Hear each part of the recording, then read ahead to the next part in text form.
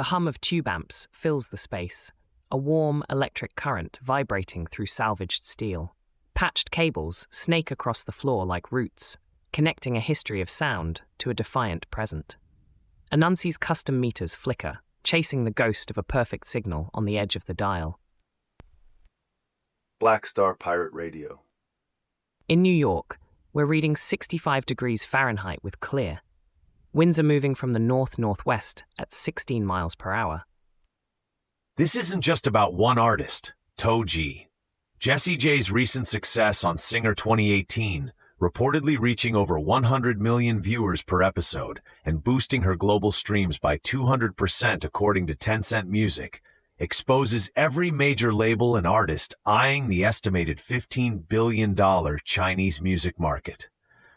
The concrete fact is that market access often demands self-censorship, like avoiding topics deemed politically sensitive by Beijing. An alternative path for artists is to prioritize direct fan engagement platforms, like Bandcamp or Patreon, building a resilient base outside state-controlled channels. However, the chosen next move for many, including Jessie's label, appears to be careful navigation within the existing system, evidenced by her public statements avoiding controversial topics. The smallest testable move for any artist here is to explicitly include artistic integrity clauses in contracts, even if it means a smaller initial payout, asserting their structural self-worth. Lex nails the stakes. This isn't a new song, it's a remix of an old tune about the siren call of big money. We've seen this cultural entanglement for decades, from Hollywood studios altering films for Chinese release to tech companies adapting algorithms. The lineage connects back to the Silk Road, where goods flowed, but ideas were often curated. Who carries it next? Every aspiring artist and their manager, weighing their internal compass against a golden ticket. It's like watching a digital dragon dance. Beautiful, powerful, but ultimately choreographed by unseen hands. Patching in a caller, the critical thinker. You're on the signal. So is Jessie J sacrificing her sovereign architect status just for cash? What's the real cost to her artistic dignity? Or is it just smart business for a global artist navigating a complex market? A reel-to-reel stutters somewhere in the back room, then finds its groove. The board glows amber. A sharp question, caller. The cost isn't always immediate or obvious. It's a subtle architectural shift where the artist's internal compass starts to recalibrate based on external pressures. This leads us to another corner of the world wrestling with its own structural integrity, Australia. Australia News Live. Victoria's Premier Daniel Andrews survives spill speculation, solidifying his leadership after internal party rumblings over policy direction.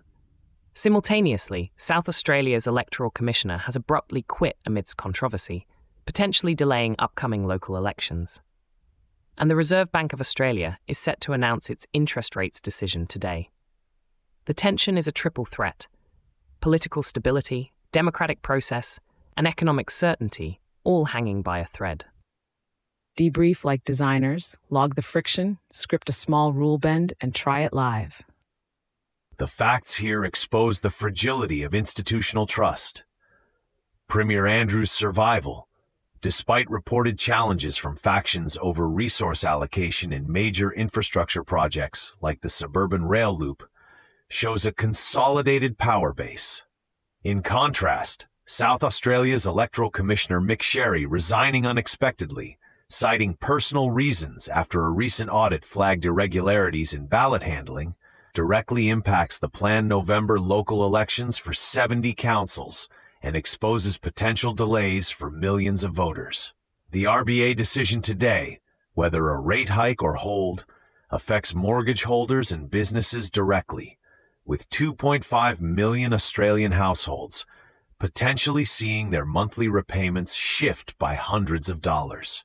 An alternative for SA would be to appoint an interim commissioner immediately, with a mandate for external audit and transparent reportage, prioritizing electoral integrity over political expediency. The chosen next move by the SA government, however, is to review the electoral process internally, which risks further eroding public confidence. My smallest testable move would be for independent oversight bodies to demand immediate, publicly accessible audits of all electoral processes to re-establish provenance. Lex, that's a clear map of the fault lines. We're seeing different levels of weathering on the civic architecture. Andrew's situation is a typical political storm, a test of internal party resilience. But Sherry's resignation in SA, especially with audit flags, feels like a structural crack, a foundational issue. It's like a community hall where the roof is fine, but the electrical wiring in the polling booths is suspect. Who carries this next? Every citizen expecting a fair vote, every business banking on economic predictability. The RBA's decision, in a cultural sense, is the heartbeat of the economy, and any irregular pulse sends tremors through every household budget, much like the rhythmic didgeridoo drone that signals a shift in the land. There's a caller on the line. Are these just isolated incidents, or do they point to a broader systemic instability across Australia? Who ultimately pays the price if elections are delayed, or if interest rates spike unexpectedly? Caller, while the specifics are localized, the underlying currents are systemic. A delay in local elections, even if temporary, disrupts local governance and citizen participation, eroding the consent vector of our civic architecture. An unexpected rate hike impacts the dignity of households struggling with affordability. This brings us to a stark reminder of fragility, high above us. New tape on deck. 8 presumed dead after B-52 bomber crashes at 8 presumed dead after a B-52 bomber crashes at California Air Force Base. The tension, a tragic loss of life, military operational safety, and the stark reality of inherent risks in defense operations. Caller, these are never just unavoidable risks. Every accident, especially with a 60-year-old airframe, demands a rigorous re-evaluation of investment, maintenance, and the human cost. It challenges our provenance, the origin story of our defense capabilities, and whether they still serve their intended purpose without undue sacrifice. Black Star Pirate Radio. Continue the signal at TogeeVision.com. Tune in, Sparks and Stories, Gig Passport.